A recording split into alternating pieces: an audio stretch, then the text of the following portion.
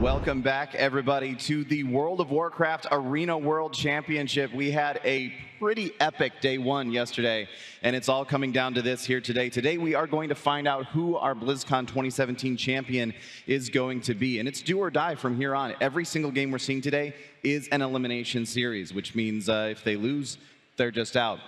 I'm your host, Josh Allen, aka Devilor, joined here at the caster desk by my good friends, Venruki, Healing Stat, and Zico. Guys, yesterday was crazy. I feel like today is going to be even crazier. How are you feeling? Well, we saw some amazing performances out of these teams yesterday. We saw some upsets, unbelievable matchups, really. But like you said, today is do or die for these teams. They lose any of these series, they are completely out of the tournament. So we'll have to see who is up for the challenge.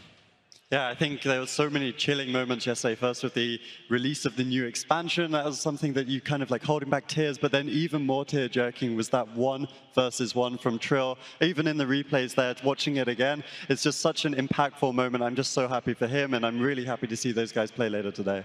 Absolutely. I mean, so far we've had a bunch of great games, but my biggest question for today is Method Triforce going to keep their 0-loss streak? Because so far, Method Triforce have kind of been just steamrolling through the competition, going 3-0 in every single one of their matches. They actually haven't lost a game since the previous year's BlizzCon, so I'm very excited to watch them play and some of the other games as well. Yeah, they're currently 0 losses. They haven't even dropped a map here at BlizzCon or at opening week as well. So definitely going to be really, really looking at those guys. We'll be seeing them playing a little bit later on. But we've got a couple of other teams that we're going to be seeing playing first. We're going to see Panda Global going up against Rockets Eclipse, followed by Splice versus ABC.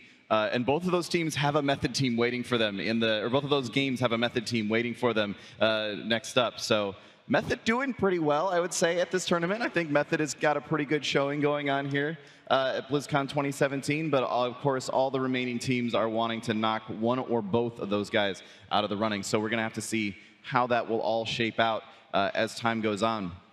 I think the biggest question today is that everyone's sort of wondering is exactly what you were saying, Zico, is Method Triforce going to get their 3rd win in a row? They're definitely looking very, very strong at this point. Elliot, how are you feeling about just the general flow of the tournament today? Do you have any favorites for where you think we're going to see things go? I do, but our first 2 matchups are going to be that classic story of Europe versus North America. We're going to be starting out with Panda versus Rockets. We saw Rockets yesterday in sort of a surprising loss against Method Synergy. Method Synergy playing that really aggressive strategy. Rockets Eclipse just seemed like they didn't know exactly what to do. I think they are a little bit more prepared today going into their matchup against Panda. I think they are favored. That's going to set them up to go and play against Method Triforce. And Method Triforce, that is one of the teams they said they are afraid of. They are afraid of Rockets Eclipse. They feel like they are their biggest competition. So that might be a matchup we see in the future where Method Triforce finally struggles with someone. Yeah, definitely. Rockets Eclipse will have to fight through Panda Global to get there, but that's going to be a very exciting series. We'll be watching that. That'll be our first series of the day, is Panda Global versus Rockets Eclipse, so keep an eye out for that. Before we go into that, though, let's take a quick look at our brackets just to get everybody up to speed on exactly how everything has shaken out so far. So you can see right there in the semifinals, we've got Method Triforce on the top half and Method Synergy on the bottom half, just waiting for whoever's going to come in from the games between Rockets Eclipse and Panda Global and the game between Splice and ABC. So those are our 6 teams remaining: Method Triforce, Method Synergy, Rockets Eclipse, Panda Global, Splice, and ABC. And every single one of those teams is looking like one that could have a really solid opportunity to go all the way, but man, do they have got a hard fight ahead of them in order to get there. Yeah, absolutely. And I think one of the really cool things about the games yesterday is the fact that Rockets Eclipse did lose to Method Synergy. Not only is it great for the Method brand, of course, 2 teams sitting already in that semifinal, that top 4, it's also great for our Europe versus North America rivalry. We've got strong teams, both sides of the brackets. Both of our quarterfinals are Europe versus North America. And I went through the opening week in the BlizzCon scores. The ties between the regions so far is 13-11 in favor of Europe. So very, very close between the 2 regions. We've seen some fantastic back and forth yesterday. ABC versus Sneaky Snakes. Really looking forward to seeing how that rivalry develops today. Yeah, definitely. It's going to be a really, really exciting game today, guys. A day today. It's good. It's so exciting that I can't even talk clearly. The first game that we're going to get into is actually just about ready, but real quick, we're going to run through the format as well as the prize pool just to make sure that everybody is completely up to speed. So starting off with the format here, like we had yesterday, the first game is always going to be on Nagrand Arena, and that is a double-blind comp pick. So neither team really knows what they're going to be playing up against until they're actually in the arena. Following that, the team that lost on that first game will be able to choose what map they're going to play. then the team that won chooses what composition they're going to play, and now that the team that lost knows all of that information, they will then choose what composition they're going to play. Gives us a really great back and forth sort of feel as really the teams sort of decide what their strategy is going to be for the subsequent games after in a grand arena. And then we can take a look at the prize pool as well, because there is still a fair chunk amount of money on the line here today. Obviously, everyone wants to come in that first place prize, not just for that $120,000, but also for being the BlizzCon champion. That's kind of the end game for World of Warcraft PvP, is to be able to beat the raid boss that is BlizzCon 2017. But then after that goes down to $50,000 at second place. Third and fourth place get $25,000. Fifth and sixth will get $15,000. So everyone who's playing today is guaranteed at least that $15,000. And then the remaining teams that have already been eliminated are going to get $5,000 each. So still quite a good amount of money, but obviously the real goal here is that BlizzCon 2017 championship final. Absolutely. I mean, playing for BlizzCon, this is what all the teams want to do. Everybody wants to be here. Everybody has been playing their hearts out, practicing multiple hours every single day just to be here and to perform on this stage. And you can really tell as well when the games are over and you see the players shaking hands, how much these games actually mean to them. You can hear it as well on the stage, how happy people get when they actually manage to get a win. And, you know, it's all coming to an end today. Yep. So this first series, you can see the players getting ready right now. It is going to be Panda Global versus Rockets Eclipse. Lots of very, very well-known, very well-seasoned players on both teams. And we're going to be going into that first game, that double-blind pick on the Grand Arena. Zico, I'm wondering, what are you expecting to see these teams go with in terms of comp picks here on the blind pick? I think the biggest strength of Rockets Eclipse so far has been that Thunder Cleave. That Thunder Cleave has been doing really, really well for them, but they have been picking it into Windwalker Death Knight mainly, and Cleave type of compositions. Panda Global is a team that plays Feral Druid, Hunter, and Holy Paladin primarily, so I don't think we're going to be seeing the Thunder coming out of Rockets. I think they might be defaulting back to one of their Cleave setups. We saw them bring out the Windwalker Death Knight. They also have Nerd Rage on that Warrior available to them, so maybe a jungle versus some kind of double melee matchup is what I'm expecting. That would certainly make an awful lot of sense. We've seen Panda Global mixing around their compositions quite a lot as well. We could end up seeing something crazy coming out of them. We'll have to see here. The game is just about to get underway. Healing Stat and Venruki, take it away. Panda Global actually going back to a composition that carried them very far in the North American regionals. Rosita Jones on that Death Knight, Jelly Beans on the Hunter, and Rub Cup on that Shaman. This is not a traditional composition. Rockets Eclipse going for a much more solid setup. They are going to default back to that Thunder Cleave that they've been doing so well. Game number one about to start. Yep, absolutely. And Rockets Eclipse, actually, all 8 of their wins so far at BlizzCon have been with this Thunder Cleave. This is their bread and butter composition. Lian playing exclusively that Restoration Druid. We see the last-minute swap to the Displacer Beast. I like that against the Death Knight. Rosita Jones is going to enable him to kite away when he does get gripped in for crowd control or even potential swaps coming out of Panda Global. Can't help but feel, but Panda Global just doesn't really have an answer for this composition, just trying whatever they can. A lot of pressure out early on onto Jelly Beans. He's going to be popping his True Shot, or trying to counter pressure Nerd Rage quite a bit. Dive of the Sword already popped out. Nerd Rage just trying to deflect this initial damage. Iron Dark has already been used by Lian, so Rockets Eclipse force very defensive early on. Jamie taking a little bit of damage, but the counter pressure going out onto Rosita Jones right now. He's going to have to be very careful moving forward. Yeah, and we saw all the offensive cooldowns coming out of Panda Global there. That was the True Shot. That was the Pillar of Frost coming out of Rosita, and I agree with you, Venruki. It's a very interesting composition coming out of Panda Global here. We've seen them going for these oddball Hunter compositions. It's got them this far, so not surprised to see it coming out here once again. We're looking to see how Jamie kites around the pillar. He did a very good job against the Jungle Cleave coming out of Sneaky Snakes earlier in the tournament, and looks like once again he's avoiding a lot of that damage. Yeah, Nerd Rage in a little bit of trouble right now. It's a full trap over onto Lian. Rub Cub's team is rotting down though right now. Nerd Rage gets that Iron Bark, trying to just run away, trying to line of sight the best he can, but Panda Global has a lot of pressure. You can't help but feel, but Rub Cub is just spamming out those purges. His mana's already down to around 40%. He needs to keep his team alive, though, if they want to continue to play this aggressive. Nerd Rage now getting into battle stance, trying to counter pressure the best he can onto Rosita Jones, but still under fire. Having to play defensive, going to need to be in that defensive stance, kite away the best he can. Lian once again caught into the trap. Panda Global could actually close out this game. Rub Cub continues to spam out those purges. Nerd Rage going to be leaping away. Jamie throwing it, tossing in those heals as much as he can to keep Nerd Rage alive. Yeah, Yeah, this is a very offensive strategy coming out of Panda Global, but it might just work. We also see Lian dropping low.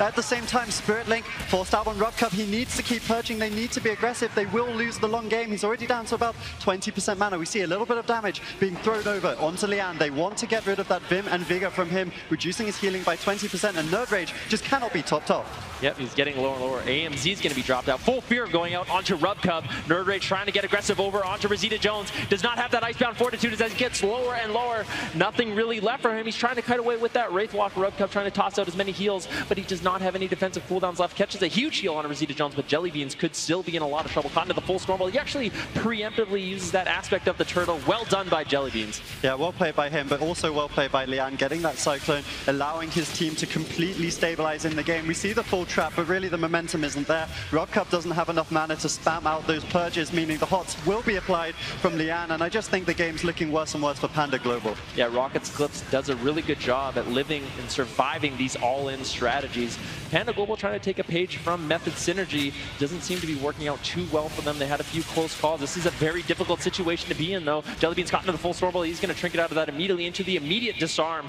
Nerd Rage realizes he can play aggro now. Rubcup does not have the mana to remove those Resto Druid's HOTS, like you were saying, Adrian. That's going to make their team very stable. Yeah, Lian is dropping a little bit low on mana. He might be looking for a drink at some point. Of course, his team sitting fine. We see Jamie in the middle of the map. He's not concerned about Rosita chasing him because there's no real mana to heal him, and we see Rosita dropping lower and lower. He uses the Pillar of Frost, but he's not able to get a good connection over onto anyone. Jellybean's target of choice, but Nerd Rage gripped away. Well played by Rosita, but they need to get some offensive pressure over onto Nerd Rage, who does have his dive by the sword available. Rosita Jones caught into the full stun. Rubcup has no mana left. You can see Jamie just spread pressuring everyone right now. Lian pushing in for the Bash Cyclone, but Jellybean's there to stop it. Nicely done by Jellybeans, but Rosita getting lower and lower. He will fall. Unfortunately, Rubcup runs out of mana. Rockets manages to survive and claim game number 1. 1-0 in this series. Again, this isn't an elimination series, so now that is Panda Global staring down the barrel of a gun at the moment, really. That was a really interesting composition that they came out with as well for that blind pick. I almost wonder if they were maybe expecting Rockets to come out with something different than their bread and butter Thundercleave spec. Zico, what are your thoughts on that? I definitely think that Rockets won the mind game here. I think that Panda Global expected Rockets, just like me, to pick some kind of cleave-oriented setup where the Death Knight would have been a little bit better. We saw Panda Global also bring out this composition in the North American regionals, so this is a very strong composition that only Panda Global kind of plays. But Rockets, they just picked what they wanted to pick, and they managed to get the win because of that. I think that the Pharaoh definitely would have been more helpful for Panda Global. And you actually have a few clips that you picked out for that we'd like to take a look at as well. Is that right? Yeah, that is correct. So right away, I want to show you guys the general strategy for Panda Global to win the game. So right now, you can see Jellybeans on your screen. If we can go ahead and roll the clip, he's got a a blinding shot right there on the ground, which will stun Lian. He knocks him beautifully into that stun, into a full trap. Whenever you get this trap, you can see the Rubcup as well moving forward here, trying to purge the kill target, which is Jellybeans right now, which is Nerd Rage, sorry, right now. And then this is the general strategy here. You can also see what Lian can do to kind of prevent this from happening. And right there, Jellybeans moves in for that trap, but he ends up getting bashed by Lian into a full Cyclone right there. So that's kind of Lian's job, to try to keep his distance and try to avoid that. And here, once again, burst blinding shot into that full trap, and then they're trying to get that pressure going. And as you can see, the mana of Rubcup is super, super low, and that is because he's been purging, and this is a very offensive all-in type of strategy. So Rockets, the game strategy is just to live until Rubcup has no mana left in the tank, and then they will kind of just manage to kill Jellybeans or Rosita, whoever is out in the open. Yeah, that matchup is kind of a ticking clock for Panda Global there, because they just did not have the sustain to be able to keep themselves alive for very long, especially as I don't think we actually fully made it to dampening, but if they had made it to dampening, it would have been basically game over at that point, regardless. So Rockets Eclipse definitely, as you say, sort of winning the blind pick there, winning the mind games off of the start. So now the question is, it's going to be Panda Global's map and counter comp pick. Elliot, where do you think we're going to see them go here? I'm not sure if they plan to do that all-in strategy once again. Perhaps they go for a smaller map, something like Ruins of Lordaeron or Dalaran would be advantageous for them. I think the larger maps probably would not work out. It's a difficult spot right now for Panda to be in. I really feel like they're just trying anything they can to win this matchup. Rocket's in a very good position. I think the composition that they're bringing, the Warrior, the Elemental Shaman, the Resto Druid, it's a very versatile, very solid composition. You kind of have to rush it down, but then Rockets is in a position where really all they have to do is survive, not mess up their defenses, making sure they're getting some counter pressure out, and they basically default win the game. So Panda, they have to come up with something. Yeah, they have gone with that Ruins of Lordaeron pick, as you predicted. So now Rockets Eclipse has some time to sit and think about what they're going to play here. Do you think that, Adrian, do you think that the Thundercleave going into this makes sense on Ruins of Lordaeron still? I mean, obviously they won the first game on the Grand Arena with it, but does the map change that any? I definitely think the Ruins of Lordaeron is the best map chosen by Panda Global to fight against the Thunder, but let's just look at Rocket's Eclipse. They've won every single game they've won at BlizzCon has been with this Thundercleave. They've looked so good on it, and I really think that choosing this composition is always going to be the best for them in this situation. Yeah, certainly. Like sometimes the comp that you're most comfortable with, the comp that you're the best at playing is really the way to go. And here we see once again Panda Global locking in that same Frost Death Knight, Marksmanship Hunter, and Rubcub again on the Restoration Shaman. So same comps once again. We're going to have to see if Ruins of Lordaeron is going to change anything for them. Zico, what are your thoughts? Do you think that the map can be enough to sort of bring them back around from how the Grand Arena went? Absolutely, because you can't really stack on that tomb if you are Rockets. So I'd like to see the Ruins of Lordaeron because it has that big space between the room and that box in the middle. And I think if you utilize that space, it gives Rubcub a big freedom with his purges. He can kind of play aggressive and move in. And I think it's a very intelligent map pick. I'm not sure if I like the Death Knight over the Feral Druid, however. I think that the Shaman over the Paladin is definitely a good adaptation from Rubcub, but maybe the Feral Druid could have been better than the Death Knight because he provides that extra offensive pressure. If you can force that Iron Bark, then you can pop that Incarnation, you can just deal tons and tons of damage and maybe not recover with that Purge. And that is a comp that they have available to them too. They do have the Feral Druid on the roster, so it's interesting, like knowing that they have that, and they have a really strong Jungle Cleave, which is of course the Hunter and the Feral Druid. It's interesting that they're going with the Frost Death Knight instead. But anyway, we're going to find out how it's going to go for them here in just a second. Game number 2 between Rockets Eclipse and Panda Global is about to get underway. Yep, Panda Global known for these oddball Hunter compositions. We've talked about how this roster came together. Rubcub kicked off of his first team and picking up these guys. Some of the compositions are a little odd, but the last time we saw the Death Knight and the Hunter coming out from them was actually against Method Reborn in the North American Regionals. It helped them get here to BlizzCon, and now they're hoping it's going to carry them through against the Europe #3 team. Yeah, Panda Global wants to get aggressive very early on. It looks like Nerd Rage is the target of choice once again. It is going to be the full trap over onto Leanne. Nerd Rage already kiting away. Rosita Jones having such a difficult time actually connecting to his target. You can see now using that Pillar of Frost. Hex is going to get immediately dispelled. Nerd Rage taking a lot of damage, having to trinket out. He's getting lower and lower. Nice purges coming in from Rubcub. Leanne has to play catch up at this point of the game. You can see Jamie also trying to spam in those heals, but he gets interrupted. Nicely done by Rosita Jones, slowing down some of that cross healing coming in from Jamie. Bursting shot over onto Leanne. Iron Bark fades. Now Nerd Rage is in a lot of trouble. Yep, well played though by Nerd Rage. He was able to get the War Banner down on that crowd control chain, reducing it, meaning that Leanne was out of crowd control and able to get those heals out with his artifacts. So well played by him. Jamie also tossing out a few healing surges just to contribute. Now we see the wind shear over into the full Hex. Well played by Jamie. Rubcub getting caught out completely. Jellybeans has to retreat, and that's going to cost them a lot of momentum. Yeah, Rosita Jones getting lower and lower as well. Rubcub's mana already down to around 60%. He's saving some. He still has a lot of mana left in the tank to go for that all-in purge strategy, but Nerd Rage still has that die by the sword. Such a key defensive cooldown for that warrior.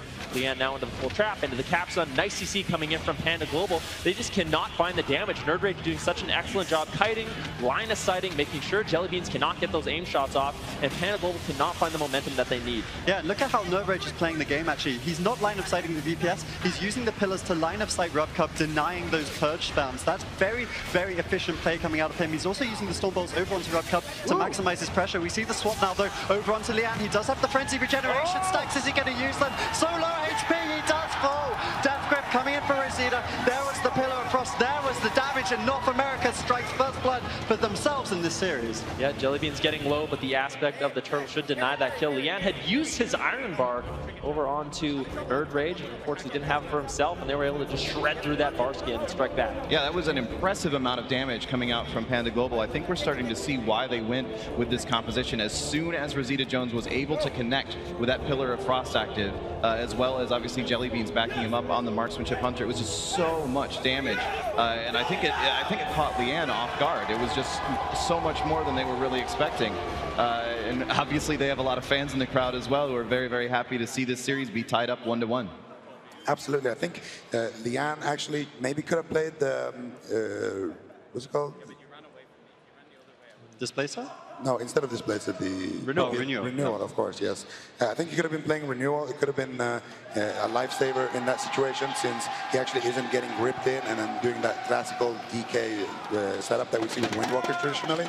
So I think that maybe one talent choice there from Leanne coming out wrong. However, very, very nice way to capitalize on the situation by Panda Global, and making sure that they're switching when they realize that Nerdridge is just positioning too well. Yeah, and I think we really got to see what they were going for on the Grand Arena in that match as well. That's the fact that it was such a more open map, really let them use this composition to their full advantage. Zico, I guess you have some replays to take a look at here. Absolutely. So the first replay in the game is going to be one that just shows you general win strategies from both teams. We can go ahead and roll the clip right away. We got Rosita Jones and Nerdridge coming in here. This is a kind of Rocket Eclipse setup here. They want to get a Hex onto Robcub right there, and then they want to get a stun onto Jellybeans, which he of course trinketed in this situation, which was a very smart trinket by him. And then that's kind of the strategy that comes out of Rocket Eclipse offensively, because we didn't really touch on that in game number 1. And here also we see the kill, as Nerdridge was line of sighting too much. Leanne got the short end of the stick, so to speak, and the Pillar of Frost, you know, tons of damage coming in on him as well, is going to go ahead and claim his life. Yeah, and so that does tie us up 1-1, which means we have a tied series, and that's really, really interesting to see how it's going to play out from here. So interesting, in fact, that we're going to ask Twitch chat what they think about how this series is going to play out from here. So we'll get a graphic up on the screen here for you guys. If you'd like to vote for Rockets Eclipse, use that hashtag ROC in Twitch chat. And if you'd like to vote for Panda Global, use that hashtag PG. We want to know what you guys think is going to be the finale of this series. Who's going to end up claiming this whole thing? Elliot, after that game, how are you feeling about this matchup now? What's funny is I feel like Panda Global, I mean, they ended up winning that game basically because their strategy was not working out. They needed to do some sort of last-ditch effort, and it ended up paying dividends for them. Maybe they found a strategy that can actually work going into game number 3, 4, 5. Maybe they need to be bouncing around a little bit more, pressuring down Leanne, and ultimately potentially winning this series. I mean, Panda Global seems to always find a way. They don't necessarily have the most solid compositions, but they come up with something, strategy ends up working out, and then that carries them forward in the series. Yeah, they're a team that we've seen them be behind in a series so many times, even this year, and then still come back and win it. It's almost like they prefer to be down in a series. That's what Rubcub said. He likes to be the team that is maybe the underdog, being down in a series. He feels like that really motivates him, fires them up to play. So maybe losing game number 1 was a blessing in disguise. Yeah, exactly. I mean, we were talking to Rubcub just behind the stage, actually, and he was saying, we have no chance in this series. He had absolutely counted himself out. Not the first time we've heard that from them, though. And they just seem to always come up with an answer. I mean, maybe the strategy's not working, but these guys can adapt on the fly, and it helps them to take down some of the best opposition in the world. So this now means it is Rockets Eclipse turn to pick the map and the counter comp. We can see they're going to Tolvaron Arena. And we've got Panda Global immediately locking in that Hunter Death Knight composition they are already playing. Rockets Eclipse coming out with the Thundercleave once again. So same compositions, but now we are on the polar opposite of the previous map. Ruins of Lordaeron very close together. Not a lot of ways to break line of sight. Tolvaron Arena, very large, very spread out with these massive pillars that makes it so easy for someone like Leanne to get away. But it'll also make it a little bit easier for Rubcub to kite if he needs to as well. Zico, how are you feeling about this matchup? Where do you think, I feel like this is a really good map pick for Rockets Eclipse if they want to play this composition again. What are your thoughts? I think that Tolvaron Arena is obviously a very, very intelligent pick, but it can be a double-edged sword. We saw that in the matchup between Panda Global and Unitas yesterday, where Panda Global actually managed to win on Tolvaron Arena because of this big space between the pillars, made shape his line of sight rain for a split second, and that extra second of CC is very, very valuable, and it can mean your life in certain situations. So they have to be very careful with that. You have to make sure that Leanne and Jamie are kind of just playing together and running around those big pillars as a unit, and hopefully that will manage to bring them the victory. Yeah, we've seen historically in the past, Tolvaron Arena is usually a favorite pick for caster-based compositions. And obviously, the Thundercleave, sure, they have the Warrior, but the Warrior is pretty mobile. And the Elemental Shaman is going to want to have that extra space available to them. But it can, like you said, end up being a double-edged sword. If you get a little bit too far away, you get just out of line of sight for a second. If your healer goes for a drink, because it's relatively easy to get a drink on Tolvaron Arena, but occasionally that can come back to bite you. It's a map that you have to play well, I guess is where I'm going with all of that. But we're going to find out how well they're going to be able to play it here in just a second. We're tied 1-1 between Rockets Eclipse and Panda Global in game number 3. Yeah, I think Rockets Eclipse positioning is going to be key in this game. They have 2 options. They can play on the open, like we were saying, or they can use these large pillars. That's one of the other advantages on Tolvaron Arena. You have these large pillars you can kite around, avoiding some of those purges coming in from Rubcub. Panda Global going to have to get very aggressive in this matchup. Rockets Eclipse needs to deflect that onslaught. Yeah, Lian's definitely looked to be one of the most solid healers in the competition so far, but maybe he just needs to be a little careful. Of course, the Frost Death Knight does need to be respected, and we can see Rosido on his mount pushing in, trying to get towards Lian. We see the stun over onto him. They're going to actually try crowd control him using the bursting shot into the trap, but maybe they missed it. He was right on the pillar, so sometimes those can be slightly hard to land, and that means they're not going to commit the true shot, or a very bad start for Panda Global. Yeah, Jamie did basically soloing down Rubcub. Finally, Rubcub gets out of line of sight, gets caught into that immediate bash. Lian realizing the situation, doing a good job, and now into the full trap. Jellybean's trying to get some damage over onto Nerdrage, but he's preemptively line of sighting. Rosita Jones cannot find a target, turning his attention now over onto Lian. They had success in game number 2, but Lian seems much more prepared. Now the Stormbolt over onto Rubcub. I like what Rockets Eclipse is doing, making sure Rubcub is pressured in this matchup. Yeah, I want to see Lian pushing away. I don't want him to expose himself to crowd control or potential swaps. We're seeing if he can get away from that. One thing that I've noticed Jellybean doing is he's trying to connect over onto Lian, force the Displacer Beast to avoid the trap, and then they can set up on him without the mobility and without the renewal talent Zico was talking about between the games. So I have to see if they can set that up, because right now Jamie is onslaughting over onto Rubcub, soloing him behind the pillar, causing so much pressure for Rockets. Yeah, over and over, Jamie just putting as much pressure as he can into Rubcub. Rubcub needs to make sure he is line of sighting. He's taking way too much damage. Now Jamie turning his attention over onto Rosita Jones and Jellybean, just putting out so much damage on that Elemental Shaman. That's a full stun over onto Jellybean's, immediately trinket out, so we could make a swap over onto him as he has no more stun breaks. Lian actually preemptively bashing Jellybeans as he goes in for that trap. Ultimately, Jellybeans will land the trap, but now Panda Global has an opportunity to get very aggressive over onto Nerdrage, but Lian preemptively Iron Barks it. Full stun over onto Nerdrage. Oh, they just get a kill through the Iron Bark. It does fade. This could be the die by the sword. Nerdrage trying his best to line this up. You can see Rubcub as a frog right now. He wants to play on top of Nerdrage, spam out those purge as soon as possible, but Nerdrage, realizing the situation, heroic leaps away to safety. Yeah, and Lian's going to be gripped in as a result of that. He does have the Displacer. Actually used the Displacer Beast just before, unfortunately, so won't be able to get away from Rosido just now. And Nerdrage therefore charges in, tries to save his Restoration Druid, still trying to hold on to that die by the sword, but Lian is struggling, and Rubcub is pushing in. Look at that Shaman, trying to get the purges every single global. Nerdrage does not have mobility to kite away, has to trade out. Die by the sword. Can they land the trap here? Unfortunately, oh, they do actually land it. It looked like it got eaten for a second there. He do get the full trap, but the die by the sword should be enough to save Nerdrage. Nerdrage played that so smart, basically fading that damage, but Lian getting swapped to once again. Lian gets taken down. Panda Global doing the impossible, up 2-1 in this series with a beautiful swap onto Lian. Last few seconds of that match, I was just watching the Pillar of Frost cooldown on Rosita Jones, and it was ticking down. 3, 2, 1, and Lian just evaporated as soon as that came up. Very, very well played by Panda Global, able to come back from a 1-0 deficit and go, take this series up 2-1. I gotta say, I really am a big fan of Rubcub playing that Capacitator Totem. He got so many clutch stuns onto Lian after the CC change, and also during the swaps. Beautifully done by him as well. And I really like the discipline on Rubcub as well in this game. He wasn't going absolutely crazy with the purges. He was being a little bit more conservative with those purges, and just trying to use them when he really needed them.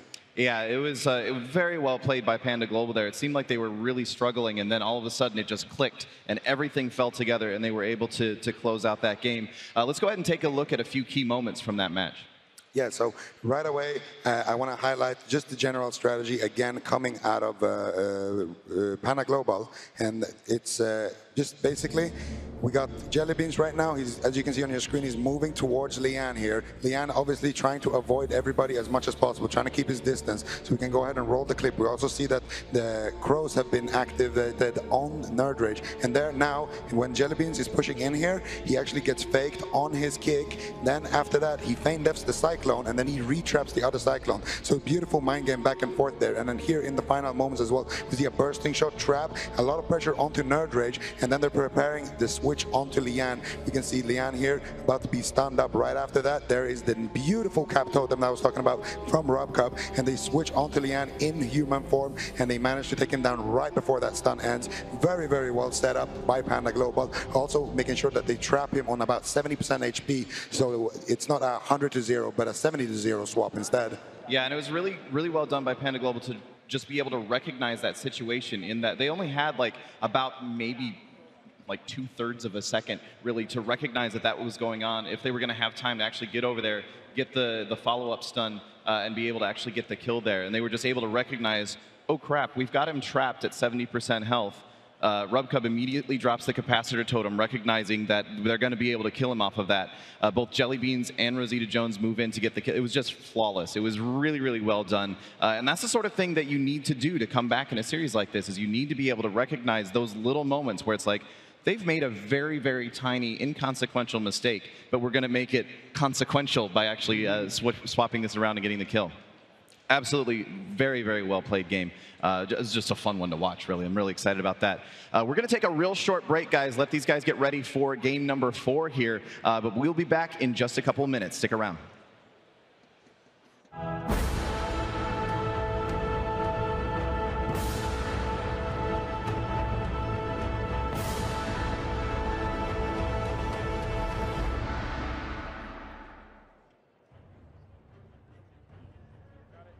Your BlizzCon champions 2016 from Europe, Splice, the second consecutive year they've won the title. For sure, there's a big rivalry.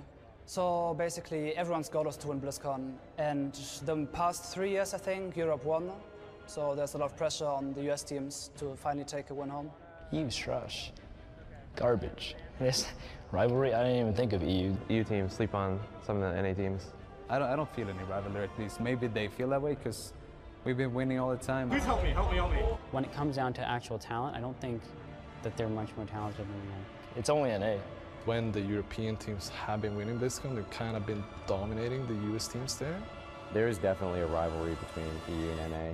Everyone wants to prove that they're the better region, that they're the better players. I don't think that's ever going to change. Most people, they aren't that biased. They know Europe is quite far ahead, even right now. You want your region to win, you know, all the time. Like in any sport, I feel like you want, if you don't like a specific team and it's NA versus EU, it's kind of like you want your home team to win. No, there's no national pride. I just want to crush everybody. I mean, there's like the meme going on that you have to beat the other region to show who's the best. I don't really think it matters too much. Even just everywhere, even on like live streams and stuff like that, EU's always trying to talk trash, saying, oh, the EU person's the best at this and the best at that, and then the US people are like, no, obviously not. EU's always said like they're way better than NA. We've kind of like proven ourselves towards the EU teams that like we have what it takes. I think EU is a stronger region, but I think Tempo Storm's better than EU. There's definitely rivalry going on. EU just thinks they're better at everything, but you know, sometimes EU plays on NA and they get dumpstered. So we'll have to see what happens this BlizzCon. I don't think we really hate each other, but once we get to BlizzCon, that's when it really starts, and there's a huge rivalry because, you know, everybody's trying to push for that Grizz on them. EU thinks they're better than NA, NA thinks they're better than EU, so we'll see what happens. You know, I'm not really too familiar with the European teams. Personally, I think America's the greatest country in the world. You know, some people call me a xenophobe, but back in my day, that was patriotism.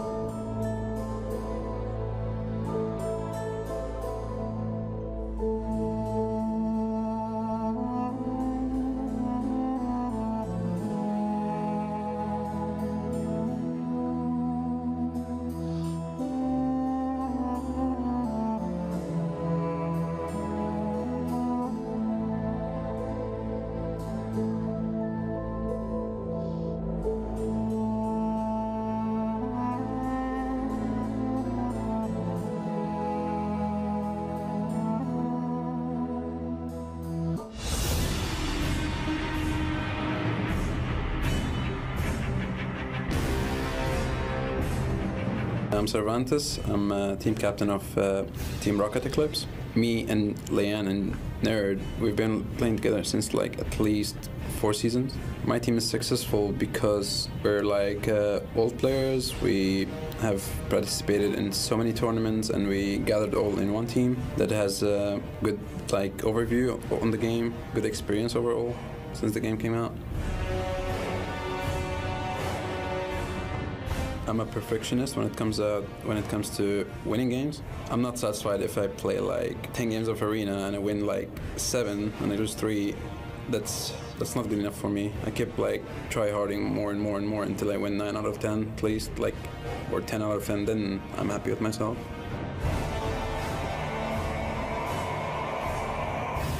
Yeah, I just want to say thank you guys, all the people that supported us, all the people that have faith in us. Don't worry, we're not going to disappoint you.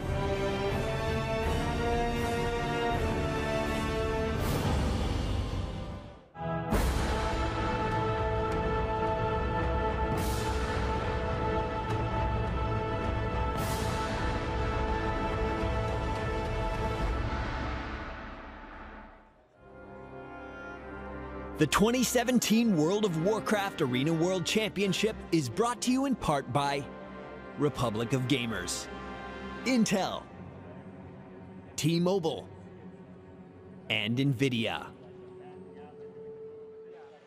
Welcome back, everybody. We are currently 2-1 in favor of Panda Global, coming back against Rockets Eclipse. Rockets Eclipse, they started out looking so dominant in this series, and Panda Global, they're just sort of finding those cracks in the armor, able to get in there and just get those little quick kill opportunities. It's happened now twice in a row, putting them up in this series. And it's something that you were saying during the break, Healing Stat, is that Method Triforce was really, really worried about Rockets Eclipse. Not so much for Panda Global. So I just got to imagine like Botar, Fabs, Swapsy, Blizzo sitting backstage right now being like, good. There's a couple of teams like that in North America, right? Like no one was worried about Sneaky Snakes. They upset the score several times. Panda Global as well. Everyone's like, hey, these guys are very beatable. Their composition's kind of oddball, not very meta. And they're bringing it out against one of the strongest European teams in the competition. I mean, who knows how far they can go? Yeah, exactly. And it's the sort of thing that at this point, I don't think anyone should feel comfortable going up against Panda Global just because they're finding these crazy little opportunities and getting the kills. So we can even see now the Twitch chat poll has swung in the other direction as well. It started out 66% in favor of Rockets Eclipse, and now it's leaning in favor of Panda Global. So we are about to get into this game 4. It is going to be on Ashamane's Fall, and both teams have locked in the same compositions once again. Rockets coming out with that Thundercleave, the Elemental Shaman, the Arms Warrior, and of course Panda Global coming out with that Frost Death Knight and the Marksmanship Hunter once again. Zico, how do you feel about this matchup on Ashamane's Fall? I feel like Ashamane's Fall is the map that Rocket Eclipse would have picked if they were down. Oh, actually, no, Rocket Eclipse did pick Ashamane's Fall. I think it's an intelligent pick. It's a very wide map. It's not quite as wide as Tolvern Arena, but Tolvern Arena, like we mentioned earlier, could be a double-edged sword. So Ashamane's very, very similar to Nagran. I like the pick. All right, well, here we are, about to get into Game 4 here between Rockets Eclipse and Panda Global. If Panda wins, they will be moving on to the semifinals. Rockets Eclipse up against the wall. Rockets Eclipse, they need to survive. Once again, Panda Global finding these opportunities. We've seen it in the last 2 games, making these swaps over onto Leanne, out of traps, very intelligent. RubCup doing an excellent job with his capacitor totem. Rosita Jones putting nice pressure over onto Nerd Rage right away. You can see Nerd Rage already positioned at that pillar. He wants to be able to line of sight when RubCup pushes in to get those purges. Yeah, RubCup has definitely been the MVP for Panda Global. He is the focal point of this team. He brought them together. He is the leader in-game, both defensively and seemingly offensively, as we see offensive cooldowns being popped by Rosito and Jelly. They use the Disarm defensively. Nerd Rage trying to stay alive without using Die by the Sword. They use the Iron Bark instead. So good trade from Rockets Eclipse if they can survive this initial onslaught. Yeah, Rosita Jones taking a fair bit of damage. One thing I noticed immediately, Leanne actually playing Trinket now instead of Relentless. He wants to be able to get out of those stuns, those capacitors, or those traps whenever Panda Global decides to use them. Leanne already getting swapped to once again. They want to try to force out the Spark Skin, but Leanne playing it very patiently, playing it very safe. Line of sighting with Bear Form is going to be completely fine. Full Hex over on a RubCup. A little bit of pressure now tossed over onto Rosita Jones.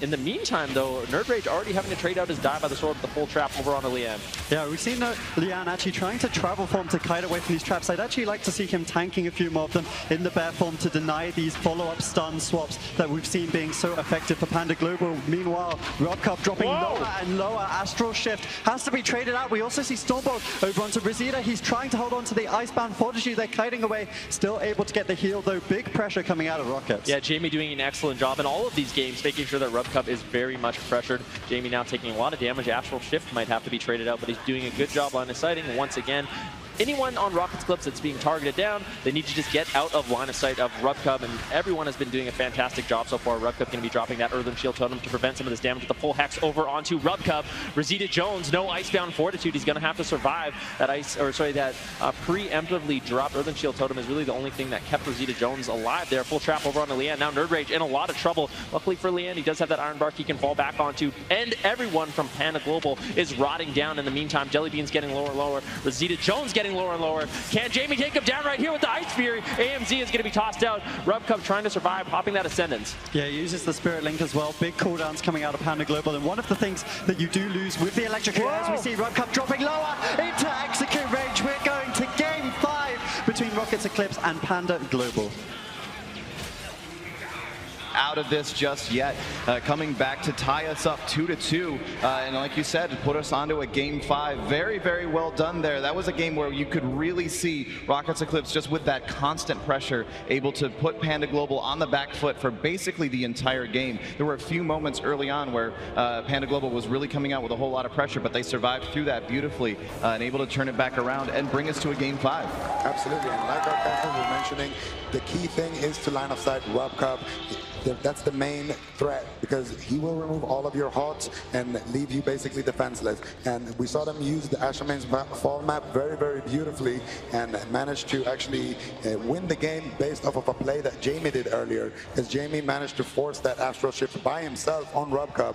And then later on, now at the end of the game, when RubCub really needed it, he didn't have it available.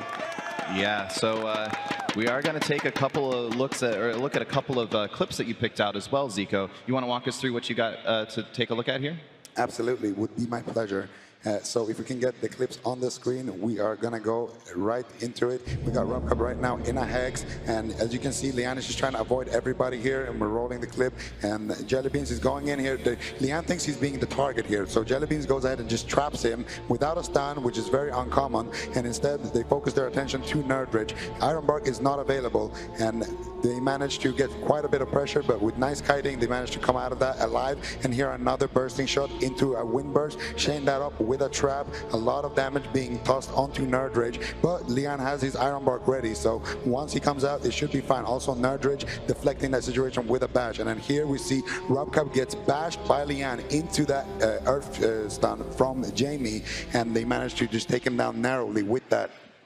Yeah, and one of the things I really want to point out as well is we talk a lot about the spam purge coming out of RubCub. What does he lose for it? He loses a lot of mana, but he also loses the grounding totem. And we see once and time again, Jamie landing those hexes consistency. He only has to worry about the wind shear, really. Once he gets that out the way, he's able to land those hexes with no grounding totem available.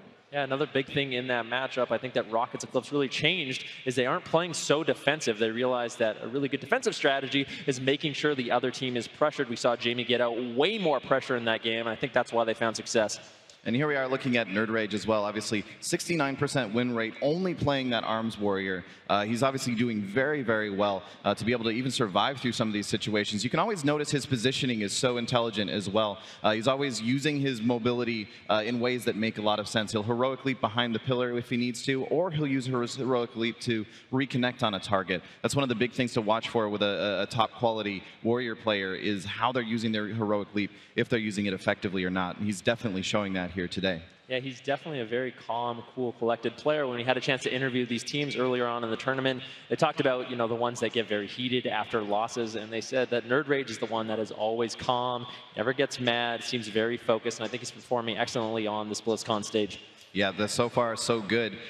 This is going to come down to a Game 5 now, though. Whoever wins this next game is going to close out this series. They will be advancing. The other team will be eliminated, and it is Panda Global's map pick. They've gone with Dalaran Sewers. I think that makes a ton of sense with this composition that they've been running. Are we expecting to see Rockets Eclipse come back with the Thundercleave once again?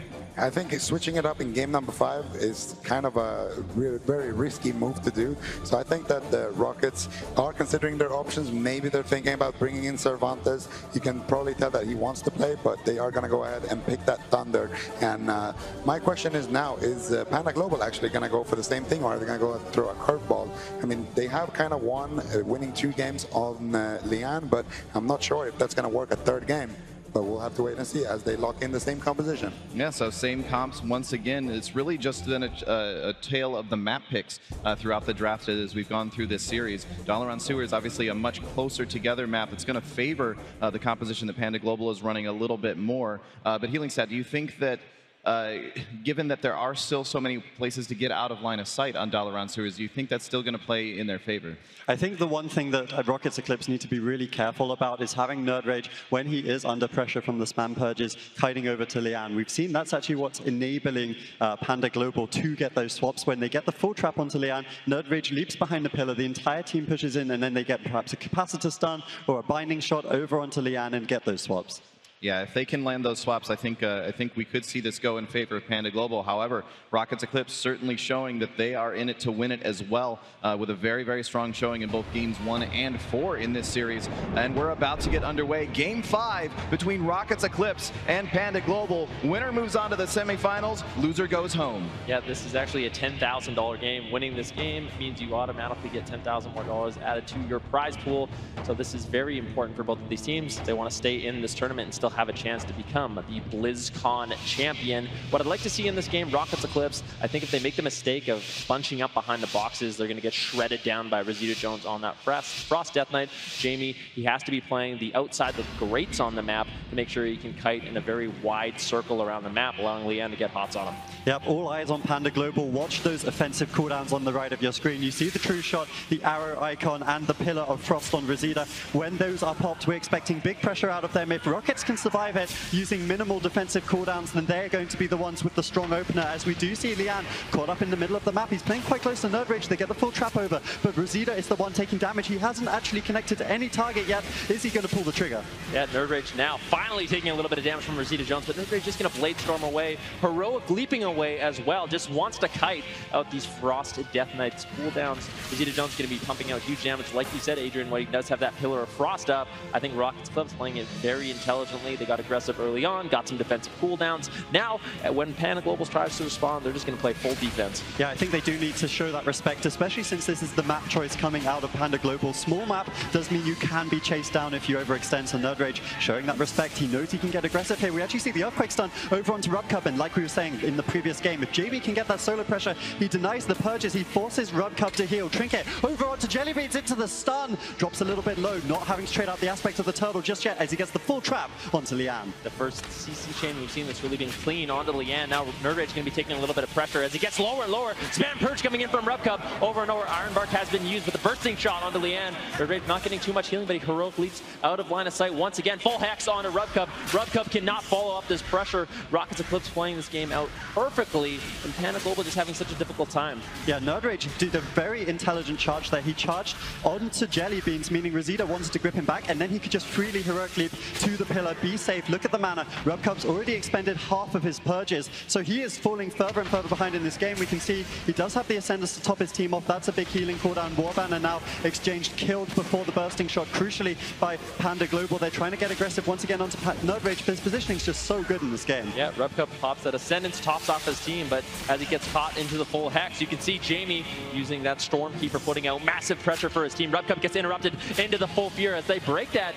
Jamie doesn't seem to care. He's just putting out pressure wherever he can. Rosita Jones now under fire, but he still has that Icebound Fortitude he can always fall back on. Nerd Rage is taking a lot of damage, but he should be safe. He still has the Die by the Sword. Lian still has that Iron Bark cooldown. Key defensives available for Rockets Eclipse, and Panda Global is running out of time. Yeah, I really like the fact that Lian went over to the PvP trinket in game 4 of this matchup. The Relentless, it's very, very risky as we see Rubcup sitting down for a drink now. That could be huge, but Jamie will, of course, deny it immediately with the Earthquake. And because he has that PvP trinket, it means if you do get the random stun, if you do get that random crowd control chain, he can trinket in desperation situations. Full hex over onto Rubcup. They're trying to get some pressure. IBF forced out from Rosita. There's also an aspect of the Turtle and Jelly, so they do have answers, but they don't have pressure. Yeah, Nerd Rage getting lower and lower. Iron Bark going to be tossed out by Lian. That was a nice knock by Jellybeans, but Jellybeans almost goes down Ash picked up the turtle coming in at 5% HP, barely surviving. Nice unexpected damage coming in from Jamie once again. That's what I talked about. They need a solid offense if they want to play defense. And I think Rob's playing it out beautifully. Leanne is going to be able to stabilize his HP. Rosita Jones getting lower and lower. Really no defensives available for Rubcup. Panda Global running out of time, but Nerd Rage almost going down as well. Full trap onto Leanne. Can they take down Nerd Rage in a miracle as he gets lower and lower, guiding away at 10% HP. Hex on Rubcup. He's not going to be able to spam on any more purges. Nerd Rage needs to live and he doesn't. Panda Global pulling off a miracle. Panda Global will advance to the semi-finals. Rockets Eclipse blast off again. They will not be in this competition any longer. Eliminated Europe's #3 seed. Unbelievable. Yeah, absolutely unbelievable. As Rockets Eclipse are dropping out of the game, that does mean that Panda Global, they've done it. They've come back from that initial deficit. They reclaimed the series advantage, and they were able to take down Rockets Eclipse. The crowd are on their feet, clapping, applauding this North American roster. No one expected them to win this series. Panda Global will challenge Method Triforce in the semi-finals of BlizzCon.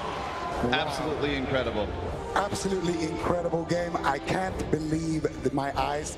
Panda Global actually managing to win that one. They were playing so well on the side of Rockets Eclipse, playing very, very patiently. We saw Nerd Rage kiting before he was in any pressure, nearly playing flawless, but that one grip at the end from Rosita Jones, as soon as Nerd Rage leaped in the middle of his animation, gets grip back, and he finally gets some uptime and managed to take him down with that last bit of mana on Rubcup. This series could have not been any closer. Absolutely not. No, it could not have been any closer. If that game had gone on for another 10 seconds, we would have had a completely different result there. Absolutely. Panda Global finding that opportunity to come in there and get that kill in the death throes of that game and finally be able to take it down. Just absolutely incredibly played. Both teams played absolutely incredibly there.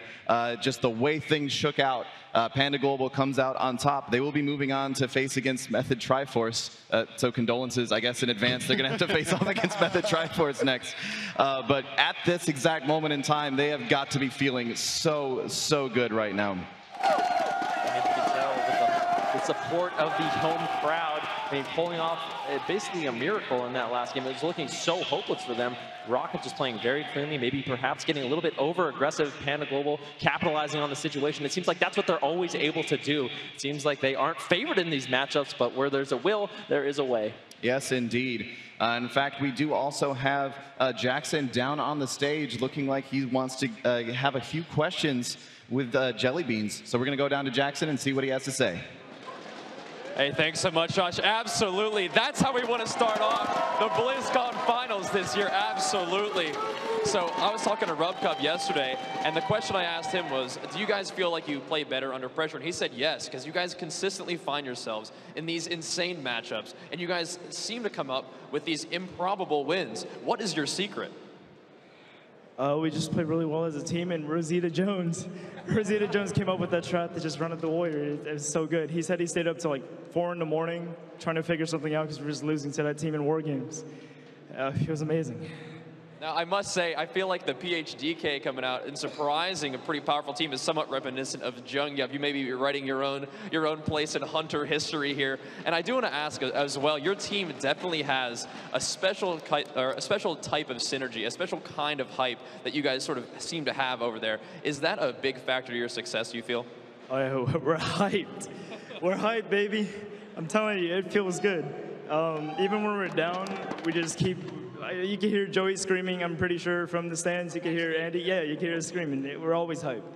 Well, you guys definitely aren't the only ones screaming a little bit. You guys are giving them a whole lot of love. They deserve it. Give it up. So, one last question for you, Jelly. By winning that epic match right there, your next stop is facing up against our 2-time returning champions, Method Triforce. What is on your mind and your team's mind moving into that matchup? Come at us. Come at us. All right. That's what I like to hear. You guys have definitely earned that swagger. You guys continue to kick butt. Definitely looking forward to that matchup. Let's go ahead and send it back to Josh to keep it rolling. Awesome. Thanks so much, Jackson and Jelly Beans. Congratulations once again to Panda Global. I mean, that was a series that felt like a finals with how close that was. And they've got to be feeling like champions right now. Even though they still have a long road ahead of them, they've got to be feeling really, really good about that at this exact moment in time. And I love what he was talking about. It's really, really cool to see when these teams take this game so seriously. Talking about Rosita Jones up until 4 a.m., just sitting there going, how are we going to beat this team? We've been losing to them in war games. And then eventually having the eureka moment of, what if we just run at the warrior? what if we just tunnel the warrior the entire time and eventually just kill him that way? Just throw out extra CC when and where we can. But even on top of that, like remembering the game on Tolvaron, where they actually just got a quick swap over onto Leanne and took him down. So even though their plan was just kill the warrior, they were able to recognize, okay, actually also sometimes kill the Resto Druid too. Yeah, this is a composition that's unique to Panda Global as well. They brought it out against Method Reborn when they were 1-0 down. They won that series 3-1. They are very effective on this, and against Rocket Eclipse here, one of the best teams in the competition, according to many. And now we're going into the semifinals. We're going to have 2 North American teams already there. Our next quarterfinal will define if we have a third, and then it will kind of be Method Triforce sitting on their own for Europe. You know what I've noticed at this BlizzCon, and sort of a theme throughout the entire year, is, you know, Europe, they like to play with those Resto Druids, play a little bit safer, but North America in this tournament playing those Resto Shaman compositions, getting hyper aggressive with those offensive purges. It's fun to watch. Absolutely. It's been a blast so far.